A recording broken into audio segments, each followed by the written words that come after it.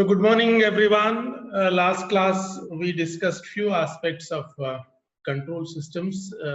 Just to refresh what we discussed in the last class, this automatic control engineering or control systems engineering is a discipline in itself. What we discussed yesterday was through knowledge of control systems or through knowledge of modeling and simulation of physical systems, how we can plan our new product design and how we can predict the performance of a newly designed product. This is a wonderful tool, one should know, and that's why it has got a multidisciplinary flavor as such. It's not that only electronics engineers study this. It's not that electrical engineers and mechanical engineers can study this. Every branch, every discipline of engineering or sciences can study the principles of control system analysis. Even the weather prediction systems, geographical systems, weather demographic systems, in many applications. These principles of control systems analysis are used for predicting the performance. As I said, the population prediction is done by using principles of mathematical modeling, which are based on control system analysis as such. Even the weather control systems, how the monsoons will travel and how it will cover the entire country, the movement of monsoon or weather systems in general. These are based on mathematical models on weather systems, and based on that, they provide us the long-term predictions and short-term predictions. You must have observed these weather prediction systems. Even in military applications, these mathematical modeling concepts are utilized. Briefly, we saw in the last class how this control system analysis tools can help us in assessing the performance of a given system. Now, to come back to our curriculum as such, these two units, as I said yesterday, we are going to cover. And though it is a branch in itself, it's a vast field of knowledge of control systems analysis. We'll try to make justice to this topic of control systems engineering, even though some topics are not covered in the syllabus. We'll try to include those so that there'll be an understanding of the concepts of control systems engineering and its applicability in various fields of engineering. Talking about our curriculum, we are going to study some of the aspects of open loop systems, closed loop systems, some aspects of representation systems like block diagram algebra. We'll be studying some aspects of mathematical modeling of mechanical systems as such. And then we are going to study some of the controllers related to control systems, which is of course related with mechatronic systems. Then we are going to study the stability aspects of control systems, and finally we are going to see some of the frequency response techniques like Bode plots and brief introduction of state space techniques as such. Though this syllabus is randomly distributed, I'll try to streamline it so that there'll be a definite flow in the body of understanding of control systems engineering as such. As discussed yesterday, I told you the case of design of hydraulic turbine for specific applications. I also told you about development of a robotic device as such. For that matter, whatever system, new system I'm going to design, I need to carry out in-depth analysis either by using softwares as we mechanical engineers do, by using ANSYS, and there are by using ANSYS we carry out strength analysis of various components. By making use of some softwares related to dynamic analysis. You have ADAMS as one of the dynamic analysis softwares. I can virtually develop a mechanism and I can predict the performance of that mechanism. I can find out what would be the velocities and accelerations of various elements and what would be the inertia effects of those components. So likewise, by making use of softwares, I can, by using some solid modeling softwares, I can build a virtual model, 3D model. I can animate it. I can apply certain boundary conditions, apply certain forces, apply certain constraints to the motion, and then by giving variety of inputs, I can just visualize how would be the motions transmitted, how would be the force transmitted, how much will be the stresses induced, and what would be the fail-safe limit of the component. This is one aspect of modeling and analysis of mechanical systems. The second aspect is performance evaluation of a given mechanical system, so to say. If I take the case of maybe a suspension system of an automobile, what I do is I define the requirement of suspension system, maybe a two-wheeler suspension system I'm going to design for that matter, let us say. So if you take the case of a two-wheeler, there'll be a rider of a two-wheeler and there'll be the pillion, the man sitting behind the rider. And then you have the vehicle mass, then you have the front suspension system and rear suspension system. Then we have the drive system, we have engine system, and then we have the controls for operation of that motorcycle. So like that, there can be electrical systems, there can be power generation systems, so to say. So for this two-wheeler, if I'm given a task of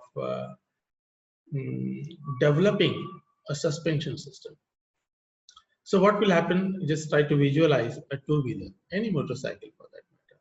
It will be carrying its own weight, its own mass, let us say, and we have to consider the masses of the rider and the pillion rider. So the total mass will be distributed amongst front wheel and rear wheel. Let us assume it to be equally distributed. So whatever is the mass, total mass, that will be distributed on front wheel and rear wheel. So let us take the case of a rear wheel suspension system design. So half of the mass of the total mass will be borne by the rear wheel suspension system. Now what is there in the suspension system? Let us say we have two shock absorbers. Now if you look at the shock absorber, what will be there? The spring that is visible. So spring having specified stiffness that is visible. So that spring, and then you have a damper which absorbs the shock. So you have, so to say, a mass, spring, and a damper, right?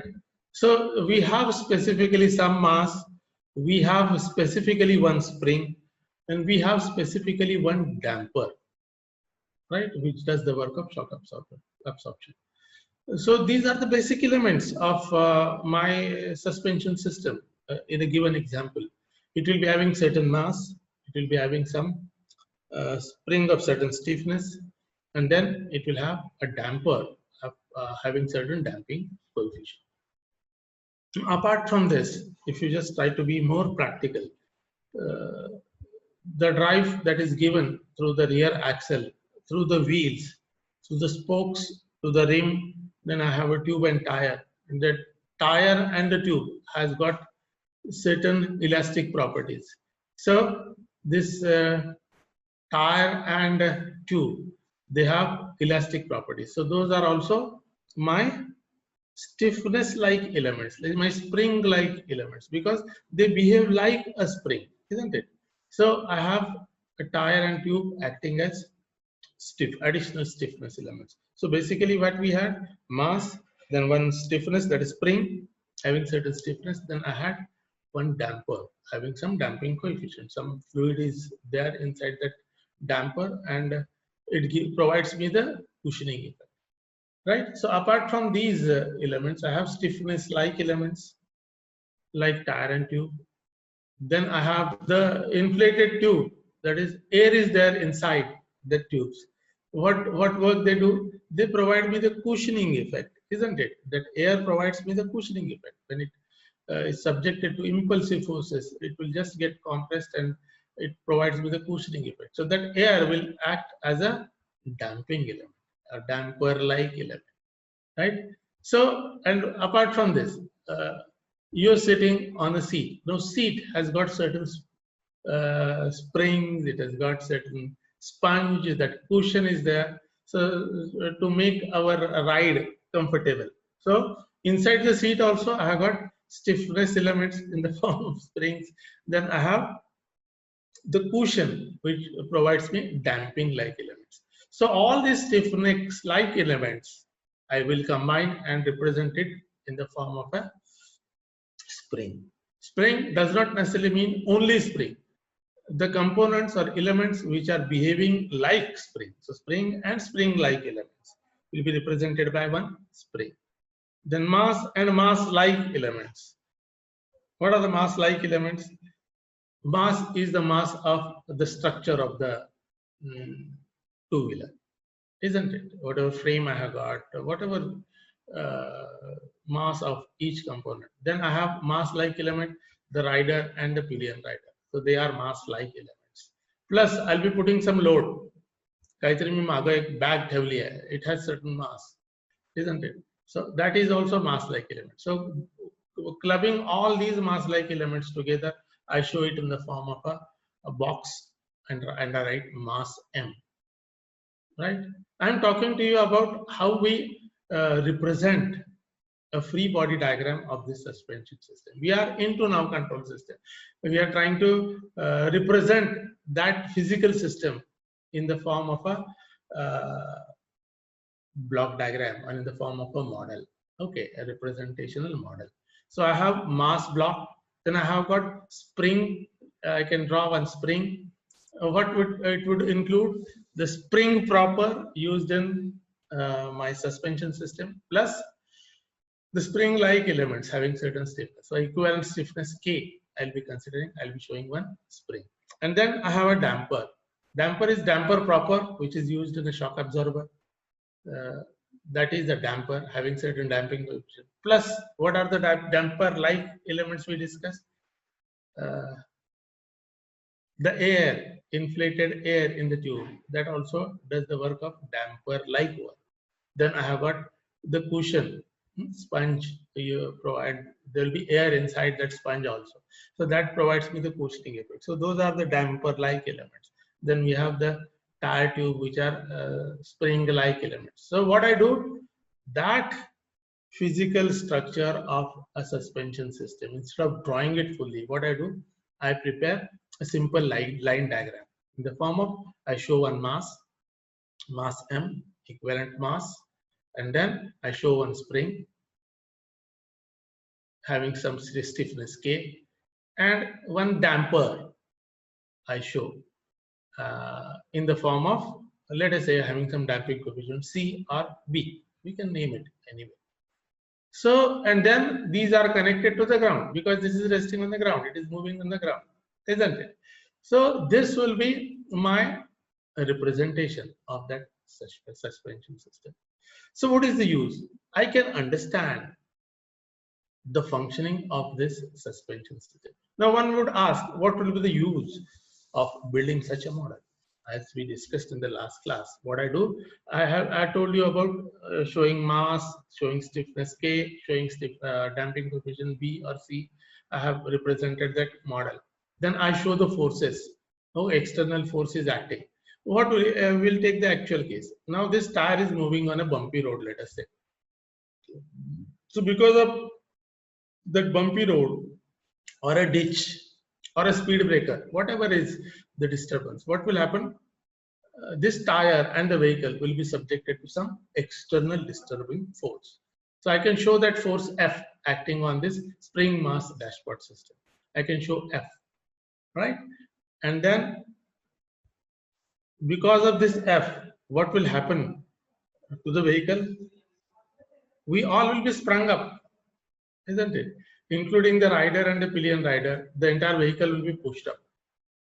Without a suspension system, it will be pushed up higher, depending on the height of the bump or the speed breaker, or depending on the qualities of my damping system, the stiffness values and damping coefficient values. This springing up, this will be pushing up, this is bumpiness will be reduced. That is what is the function of my suspension system. So because of this force F, what will happen? There will be displacement X of the mass, the spring, and the damper. Isn't it? So I show it in the form of, let us say, X. So on my model of spring mass dashpot system, I show the external acting force F, and I show the displacement X.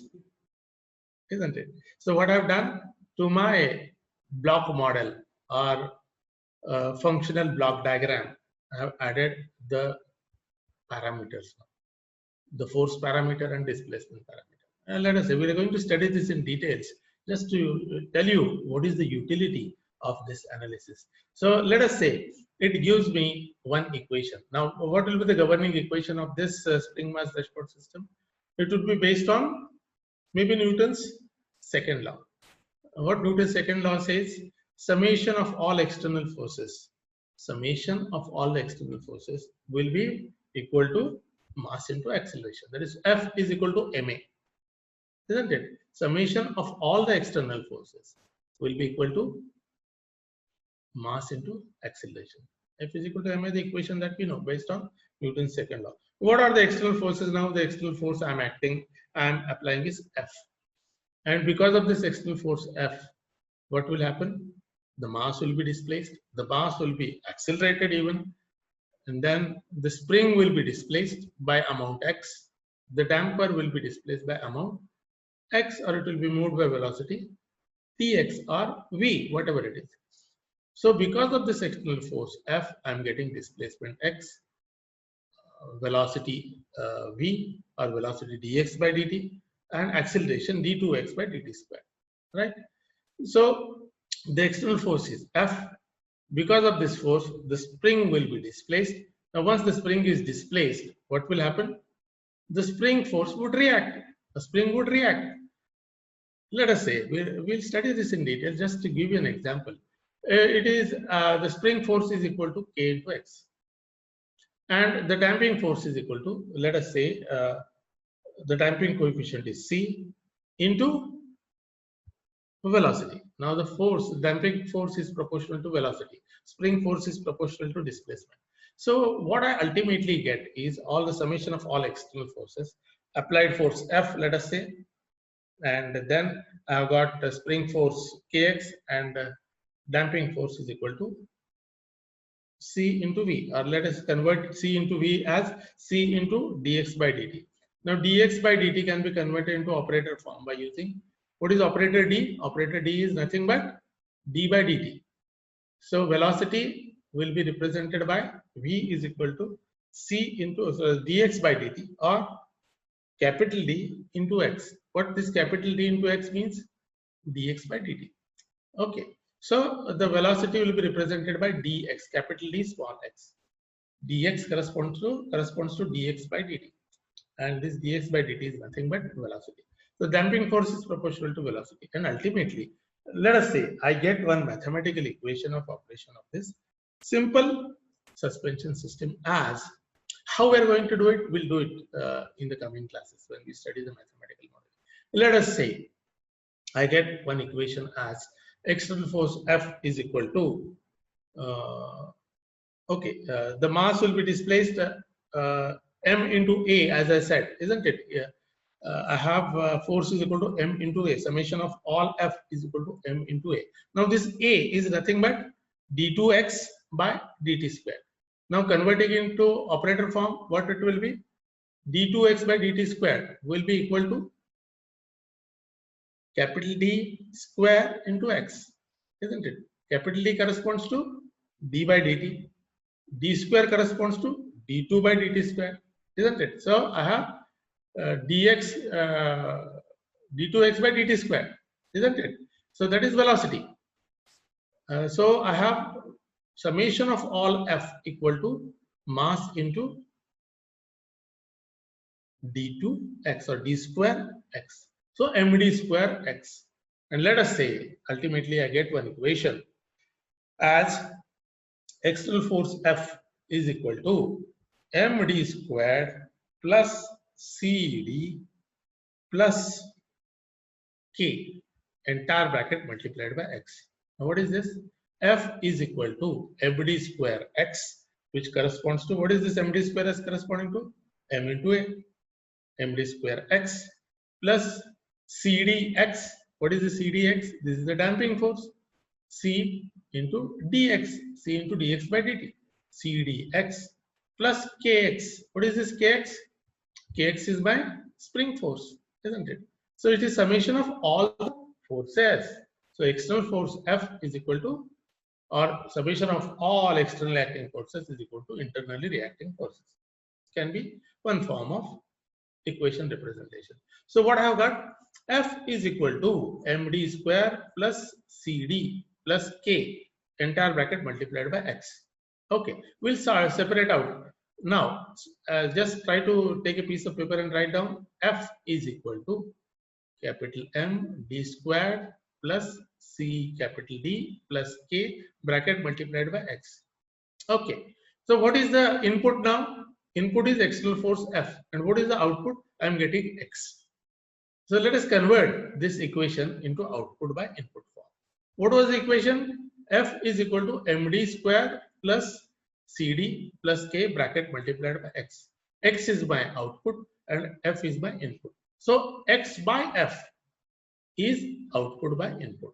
So X by F is my output by input. In control system terminology, this output by input ratio is called a transfer function of the spring mass dashpot system. So transfer function of the spring mass dashpot system is equal to output by input, which is equal to, what is the output in this case? X, and what is the input? F, which is equal to X by F is equal to 1 upon md squared plus cd plus k. So this is the transfer function I have obtained. Now what is the use of this transfer function? Now, as I discussed in the last class, I can see I have not designed, I have not manufactured any suspension system component. What I have done, I have just built a mathematical model for the performance of this suspension system.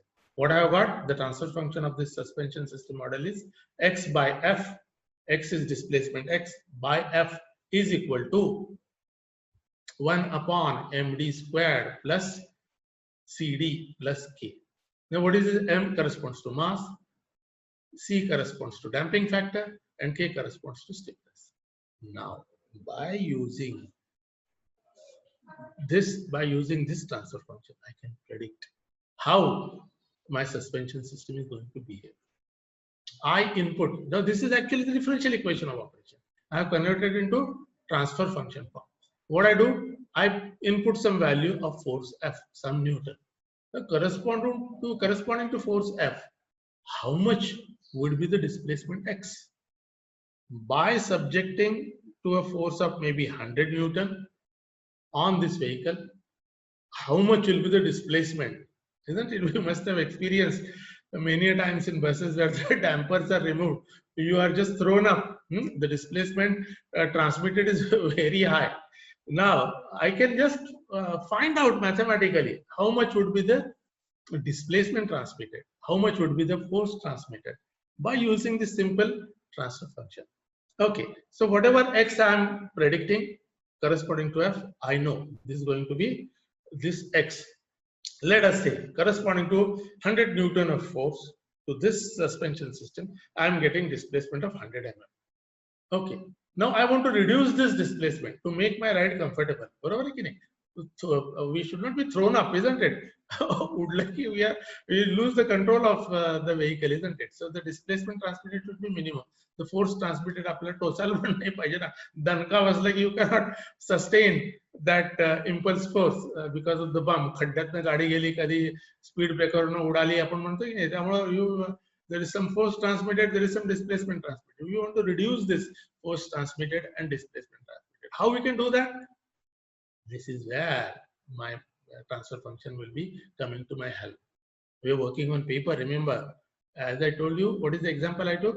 100 Newton I have applied, I am getting 100 mm. I want to reduce this displacement x to 50 millimeter. What I need to do? Come to the right hand side of the transfer function. 1 upon md squared plus cd plus k. Now let us say mass I cannot change. So I don't touch the term mass. I can change the damping coefficient c. I can change the stiffness k in such a way that I get x is equal to 50. So this is how I can subject this mathematical model to different input functions, and I can predict how would be the output. This is the beauty of this mathematical modeling. This is not just the case of a spring mass dashboard system. Any system for that matter, any motor system, any drive system, any hydraulic system, any pneumatic system, any satellite control system. Rather, this is what is done before a first prototype is built.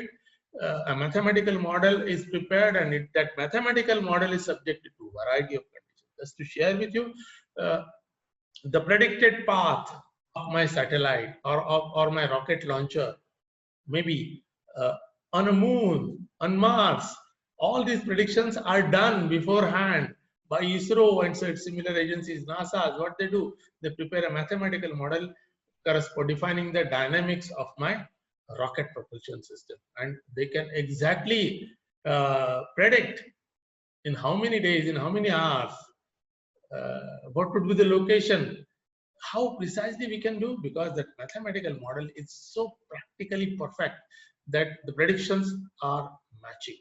So let it be a surgical system, critical system, military system, I can make use of this mathematical modeling and predict the performance of my given system by using this. So in these 2 units in our curriculum, we'll try to understand few aspects, how to predict the performance of my system and how to predict the behavior of my system and how to modify a given system design to suit my requirements. So this is what we are going to discuss. In the next class, we'll discuss few more aspects. Okay, the next teacher is waiting. So we'll stop for today.